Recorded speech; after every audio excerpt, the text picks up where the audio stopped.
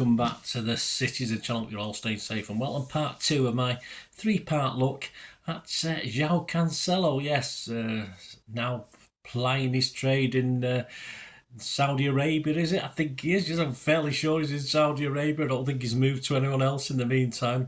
So we'll have a look at his time at City. And this is part 2. So if you've not checked out part 1, guys, have a look at that. This of course, the so-so, the very good, and the quick decline, of course, of João. At times, João looked like the ideal Pep player, didn't he? But despite some fine performances and medals on the sideboard, his play excited and frustrated the City faithful and Pep, seemingly, at times, in equal measure. He seemed to have it all, and then it was just gone as far as City were concerned, anyway. So join me as I continue my unique look back at his time with City with the help of the local and national media and my own personal observations as well of watching this guy many times, of course, playing for City. Yeah, if you're new to the channel, guys, please push that subscribe button, push the bell notifications.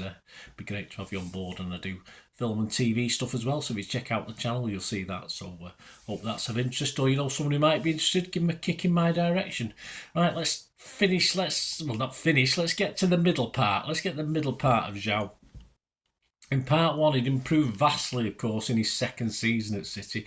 He was part of the Carabao Cup winning team, but found himself sent off in our last league game at Brighton. I was there that day, and he missed out on the Champions League final start against eventual winners Chelsea, of course. After a pretty ordinary finish to the season on the pitch, he had though shown signs of being the complete Pep player earlier in the season, mid-season. On the left and right hand side, he could do both and have featured in double the games he did in his first season. So we're going to go on to season 21-22, 2021-2022. And this season, Cancelo became an almost ever-present operating on the left and the right. In the pre-season Community Shield loss to Leicester, he scored a 7 rating from the Manchester Evening News' Stuart Brennan, who said, "No slouch defensively and also added decent value going forward." Mixed views on Premier League match day 1, though. Paul Jiggins for the Sun rated him one of City's better players in a 1-0 loss, yes, at Spurs, no surprise there, with a 7. He also got a 7 from Paul Brown in the Star, but Sam Bukowski for the Manchester Evening News did comment he looked sharp going forward, but Spurs found space in behind and rated him only a 5. Soon, though, with problems for Mendy, of course, on that left-hand side, Cancelo and Walker both started, and Cancelo proved a useful foil for Jack Grealish over that side as well. And João was also keeping Zinchenko out of the team. On the 15th of September, in match day 1 of the Champions League, a 6-3 thrashing of RB Leipzig. He scored City's 5th from a pass from Gundogan. He smacked it home from 25 yards. The Manchester Evening News rated him a 7 for that. Yeah, I rated him a 7.5. I was quite impressed that night. In the matchday programme against Southampton on the 18th of September 2021, his stats so far for City in the Premier League was included 61 of 116 tackles had been successful. He had 30 headed clearances, he had 293 duels won and 90 successful 50-50s. Cancelo found himself a regular starter despite Pep rotating, and by the end of September his performances had warranted him playing every minute of every game. His first break came, understandably, in City's 6-1 win over Wycombe in the Carabao Cup on September the 21st.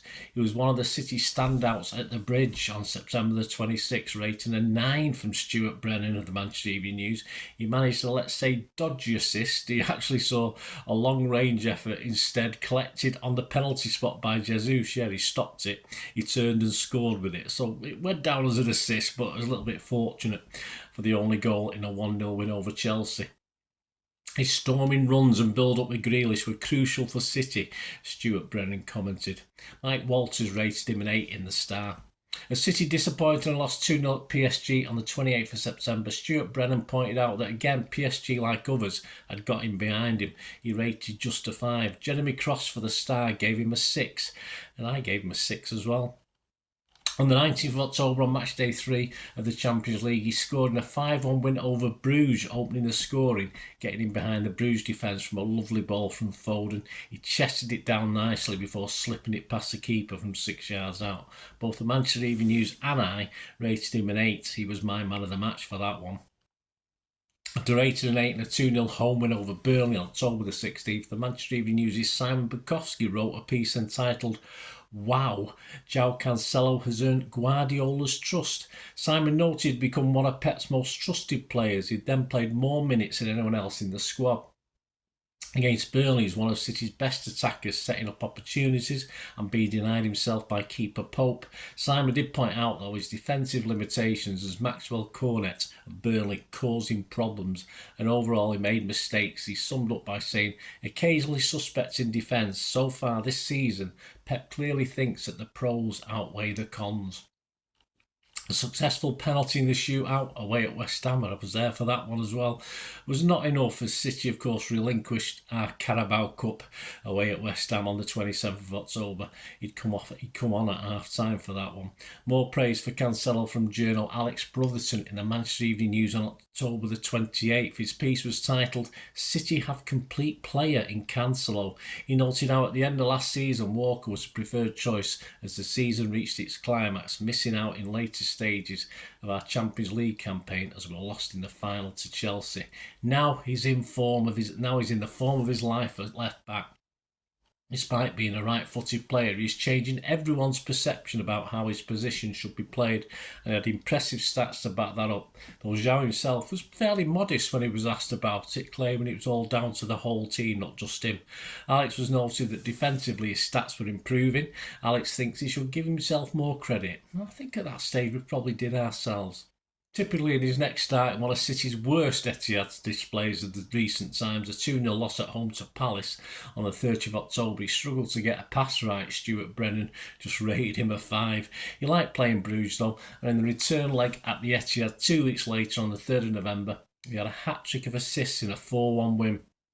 He struck the post after quarter of an hour, but then soon after his cross across the 6-yard box gave Foden a tap in from 3 yards for 1-0. A cross from the left onto Mahrez's head made it 2-1 in the second half, and he skipped across the edge of the box before laying off to Jesus, who made it 4-1 just before full time. Jeremy Cross rated him star man with a 9 in the Daily Star, and Stuart Brennan an 8 for the Manchester Evening News. He was also my man of the match that night with an 8 as well. The Cancelo whipped-in cross from the left byline was put through his own goal by, Bally, is he called? Bailey Bally, for 1-0 at Old Trafford on the 6th of November, or Bayern perhaps, in a 2-0 City win. The second goal, a ball from Cancelo to the back post that Bernardo somehow squeezed home before half-time. Another 9 from Stuart Brennan for this game. For the star, Simon Mull give him an 8. A classic Trevello ball from Cancelo with the outside of his foot through the middle to Sterling to give City the lead in a 3-0 home win over Everton on the 21st of November. Almost for that alone, Stuart Brennan scored him an 8 out of 10. And Pep said he is in incredible top form. He is maturing to play simple a lot of times. For the star, Andy Dunn gave him an 8. City guaranteed top spot in the Champions League group with a 2-1 home win over PSG. Cancelo as influential as ever. He followed this with a man-of-the-match performance in the snow at the Etihad in a 2-1 win over West Ham. Stuart Brennan said superb pass created Gundo's goal, and he was City's main inspiration throughout. He rated him a 9. For the star, Jeremy Cross just gave him an 8. Simon Bukowski questioned with 5 Blues nominated for the Ballon d'Or how Cancelo had been missed out. Pep had started him in every Premier League game so far this season. He'd become more dangerous. He said at the moment he could do no wrong. Who knows why he wasn't in it. He got a rest for the final Champions League game, a dead rubber in Leipzig, without him a 2-1 loss, of course, on the 7th of December. On the 9th of December 2021, a goal and assist at Newcastle in a 4-0 romp, a cross on the stretch and a leap that looped back and eluded and eluded the Newcastle defender, who appeared to sort of leave it to his keeper, who wasn't there, and it fell for Diaz to head home for 1-0. And his goal, a superb strike from the edge of the D that flew in high past the keeper and into the top corner. Another man of the match showing, Stuart Brennan called him a class act throughout, scored him a 9. Also a 9 from Neil Squires in the Star. He was also my man of the match, rating 8.5. It took City top for Christmas. And in City's run to the semi-final defeat to Liverpool in the FA Cup, he started all 5 games playing both the left and the right. On the 15th of January 2022, he played a ball through the middle for KDB to let fly from distance for the only goal in a 1-0 win over Chelsea in the league. He was purring forward, claims Stuart Brennan. Soon after, Cancelo penned a 2-year contract extension, meaning he could stay to the summer of 2027. It wasn't going to happen.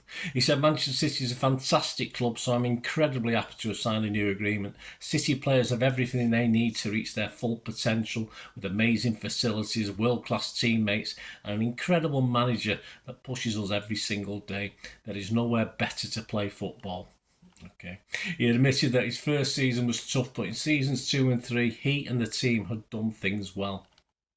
On the 9th of February 2022, his Premier League stats before a home game with Brentford, we won this one 2-0, were appearances 67 with 48 wins, 8 draws and 11 losses. He scored 3 goals with 8 assists. He created 19 big chances.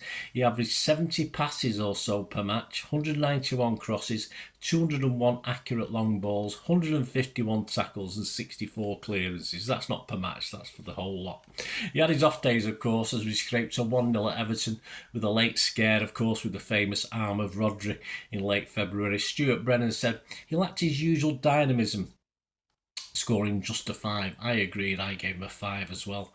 As City battered United 4-1 at the Etihad on the 6th of March 2022, he had a glorious volley that almost went in through. Stuart said he was not always convincing in defence. He scored him a 7. He also got a 7 in the star from Jeremy Cross. He missed an extra 0-0 at home with Sport in the Champions League as we went through 5-0 on aggregate because we'd beaten 5-0 at their place, as he supposedly had picked up a bug for that game. But once again, as City were off, so was Cancelo on March the 14th in a 0-0 draw at Selhurst Park. Another depressing night, that one. He was not alone, scoring a 4 out of 10. Stuart Brennan commented, he was off colour as he was last week when struck by the bug. I was kinder though, I scored him a 5.5. City booked an FA Cup semi-final with Liverpool with a 4-1 win at Southampton, though again Stuart noted Jow's defensive frailties despite rating him a 7. In the top of the table match-up with Liverpool on the 10th of April at the Etihad, a Cancelo whipped-in cross from the left found Jesus just onside to put City 2-1 up. It ended 2-2. He scored 8s with Gideon Brooks in the Express and Jeremy Cross for the star. Yep, and I give him an 8 as well. Cancelo was suspended for the first leg of the Champions League semi-final against Real Madrid after racking up 3 bookings. He was also left out of the squad on 2 occasions by Pep. He returned for the second leg, playing the whole game against Real as we bowed out in extra time, but the Premier League title was in sight. He rated a 6 on the Manchester Evening News and just 5.5 from me. On the 8th of May 2022, he met a KDB cross superbly to head back across to Sterling at the far post to head home for 2-0 in an Etihad 5-0 victory over Newcastle. Though the Manchester Evening News Stuart Brennan rated him a 7, I thought it was worth an 8. Jeremy Cross agreed in the Star as well, he gave him an 8 as well. As City celebrated a dramatic last day win over Villa to secure the title, it wasn't his best showing, but overall it was an excellent season. In the Manchester Evening News, his season was rated as an 8. His stats for season 2021-2022, no other City played, even Ederson appeared in more games. Champions League, he played 9 games, 2 goals, 1 assist, 3 yellow cards. In the Premier League, he played 36 games, 1 goal, 7 assists, 7 yellow cards. In the FA Cup, he played 5 games, and in the Carabao Cup, just that 1 sub-appearance. On to season 22-23, we'll just have a little look at the Champions League before we wrap up this part 2. It sort of all went wrong this year, didn't it? As we viewed, City viewed Cancelo's general behaviour as disruptive, was the word used, after the World Cup break, but that's later. Let's get back to pre-season and the Champions League. Perhaps it was an omen. He was quick to relinquish his number 27 shirt for the recently vacated by Raheem Sterling number 7 shirt. His explanation was that the number 7 was to honour his late mother, whose favourite number it had been. whatever happened to the number 7 being a right winger, I wasn't too sure at the time. But Pep did have a sense of humour, as Pep actually played him on the right on our pre-season tour. City did add another left-back, of course, of sorts to the squad in the guise of Sergio Gomez. He did, though, start the eventual treble-winning season well in the Champions League. He started the first 5 group games for qualification and made a sub-appearance in the final dead rubber. On the 6th of September in matchday 1 away at Sevilla, a 4-0 win, he jinked in the box, passing to Foden, who himself jinked and shimmied before scoring into the corner for 2-0. At 3-0, Cancelo went on a run and saw a rising shot well saved before nipping down the right and crossing low on half for Diaz to slot home at the far post. A little bit of a mean 6 just from the Manchester Evening News. I was a little bit happier. I give him a 7. Next up, Dortmund at the Etihad on the 14th of September 2022, and Haaland's spectacular winning goal for 2-1 came from one of those Cancelo Travello crosses from the left flank. Although generally he was quiet, the Manchester Evening News give him a 6. Again, I was kind. I give him a 7. On match day 3, a 5-0 home win over Copenhagen, and for 1-0, a more straightforward Haaland goal central from a Cancelo assist. But defensively he coped okay against the clever Daramy. Manchester Evening News scored him a 7. Me, well, I'll just give him a 6.5. Cancelo also featured on the cover of the programme alongside Jack Grealish. So we'll have a look in part 3. We'll have a look at what happened in the league, and we'll carry on obviously the Champions League. And of course we'll have a look at what happened and what happened between Pep and João, that it all ended. But yeah, did it end angrily, or were they sort of big about it? We'll have to see, won't we, in part 3. Join me in part 3, guys. We'll have a quick look at what he's been up to, of course, with his loans, etc. as well. Join me for that. Let me know any memories you've got of João. I'd say there's some good memories, some pretty awful memories, but some very, very good memories as well. It'd be great to hear what you thought. Anyway, thanks for watching, guys. Well, I hope you enjoyed the feature, and yeah, if you can support me through the subscription, if you can subscribe, guys, that'd be wonderful if you've not already done so. We do actually have memberships at the moment, just 99p a month, so you get access to all my City stuff, including all the history vlogs, dozens and dozens not been published yet that you get immediate access to, and every time I do a edit and do a vlog, you get immediate access to it as well. So you can have a copy of scripts as well if you want any hard copy of the sort of things I do on matches and teams and managers and players, etc, etc. So if you can join the membership, that'd be wonderful. We do have sponsors at the moment. Piat 6505 are our current sponsors. They have a little eBay shop, so if you check in the comments section, there's a link there to the shop. They sell movie posters from the 90s and 2000s. They sell DVDs, some classic Hollywood movies, some classic foreign language ones. And if you do see anything you fancy on there, if you do place an order, just mention me, just say Bernard sent you, and you automatically get 10% reduction in the cost of your order. So fill your boots, guys, and my thanks to Piat 6505. And yeah, if you want to support the channel just by watching the ads, that helps. Watch the ads, let them play through while you just have to check your phone or something, let it play out.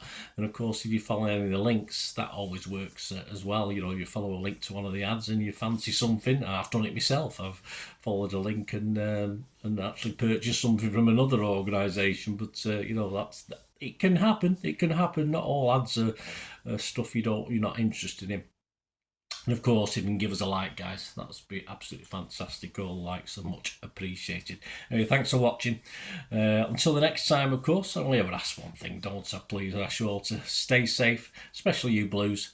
Until the next time, come on, City. Bye for now.